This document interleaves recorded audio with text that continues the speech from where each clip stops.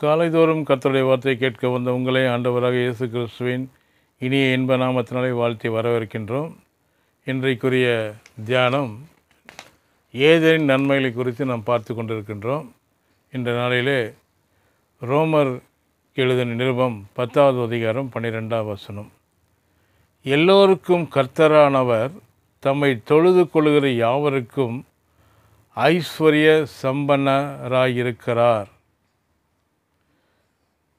தேவனானவர் ஏழையாய் இருக்கிறார் என்று சொல்லப்படவில்லை. அவர் பெரிய ஐஸ்வர்ய பன்னராய் இருப்பது மட்டுமல்ல, அவருடைய பிள்ளைகளுக்கும் தம்மை போல ஐஸ்வர்யவான்கள் ஆக்கும்படிக்கு விரும்புகிறார். ஐஸ்வர்யமுள்ள எந்த தகப்பனும் தன்னுடைய பிள்ளைகள் ஏழையாய் இருப்பதை விரும்ப மாட்டான். தன்னுடைய பிள்ளைகள் தன்னை பார்க்கிலும் நன்றாய் இருப்பதைத்தான் எல்லா தகப்பன்மாரும் விரும்புவார்கள். ஆகவே இன்றைக்கு கிறிஸ்துவ வாழ்க்கை என்னும் ஏதேன் தோட்டத்திலே வாழுகிற நாம் ஐஸ்வர்யவான்கள் இருக்கும்படி தேவன் விரும்புகிறார். ஐஸ்வர்யம் என்ற ஏதேனின் நன்மை இன்றைக்கு நம்முடையதாய் இருக்கிறது. ஏதேனில் இருந்த இன்னொரு முக்கியமான நன்மை என்னவென்றால் ஆரோக்கியமான வாழ்வு. மனிதன் சரீரத்திலே வியாதிப்பட்டு சாங்கும்படி தேவனால் படைக்கப்படவில்லை. அவன் நல்ல ஆரோக்கியத்தோடு நீடித்து வாழும்படி தேவனால் படைக்கப்பட்டான்.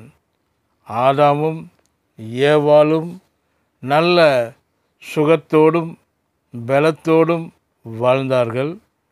ஏதெனில் மருத்துவமனையோ மருத்துவ கடையோ கல்லறை தோட்டமோ துக்கமணியோ எதுவுமே இருந்ததில்லை.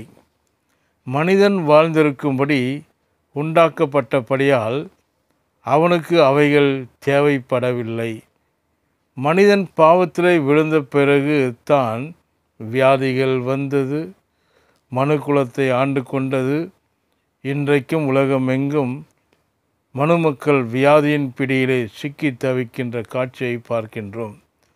மனிதன் பாவம் செய்து பிசாசுக்கு இடம் கொடுத்தபடியினாலே பிசாசு அவனுடைய சரக்காகிய வியாதியை மனித வாழ்க்கையிலே இறக்குமதி செய்து விட்டான். ஆனால் தேவனுக்கு ஸ்தோத்திரம், அவர் தம்முடைய சொந்த குமாரனாகிய இயேசுவை கல்வாரி சிலுவைக்கு அனுப்பி தம்முடைய வியாதிகளையெல்லாம் அவர் மேல் சுமத்தி நம்மை வியாதியிலிருந்து விடுதலையாக்கி இருக்கிறார். அவருடைய தழும்புகளால் குணமானீர்கள் என்று தேவன் பிரகண்டனம் படித்திருக்கிறார். ஆகவே கிறிஸ்துவ வாழ்க்கையில் ஆரோக்கியம்தான் நம்முடைய பங்கு என்பதை திட்டமாய் அறிந்து கொள்ளுங்கள். விசுவாசத்தினாலே பலவந்தம் பண்ணி சுகத்தை உங்களுக்கு சொந்தமாக்குங்கள். வியாதி ஒருபொழுதும் தேவனுடைய சித்தம் அல்ல என்பதை அறிந்து கொள்ளுங்கள். பிரியமானவனே, நீ வாழ்ந்து சுகமாய் இருக்கும்படி விரும்புகிறேன் என்று தேவன் சொல்லுகிறார். அநேகர் வியாதியை தேவனுடைய சிட்சை என்று எண்ணிக்கொண்டு இருக்கிறார்கள். தேவன் சிட்சிக்கிறவர் ஆம், ஆனால் வியாதியை கொண்டு அவர் சிட்சிப்பதில்லை. அவருடைய வார்த்தையும் அவருடைய ஆவியும் அனுப்பி நம்மை சிட்சிக்கிறார். அப்படித்தான் நம்மை கடிந்து கொள்கின்றார்.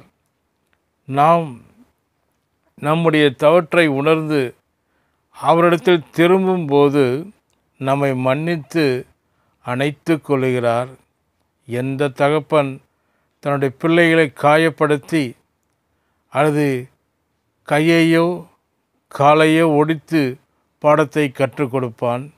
எந்த தகப்பன் தன் பிள்ளைகளை விபத்திலே மாட்டிவிட்டு பாடத்தை கற்றுக் கொடுப்பான்?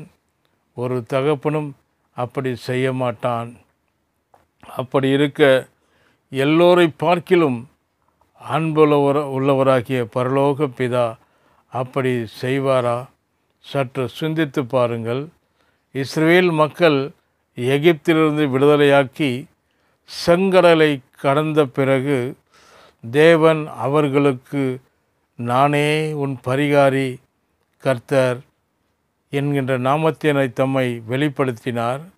ஆகவே அவர்கள் கர்த்தரை குணமாக்குகிற வைத்தியராக பார்த்தார்கள். சங்கீதக்காரன் அவர்களை பற்றி இப்படி எழுதுகிறான். சங்கீதம் 105:37, அவர்கள் கோத்திரங்களில் பலவீனப்பட்டவன் ஒருவனாகிலும் இருந்தது இல்லை. அவர்களை பார்க்கிலும் விசேஷித்த உடன்படிக்கை கீழே நாம் வாழுகிறோம். ஆகவே தேவன் அருளுகிற சுகமும் பலனும் நமக்கு உரியதாய் இருக்கிறது. அது ஏதேனின் ஆசீர்வாதம். விசுவாசத்தினாலே அதை பற்றி கொள்ளுங்கள்.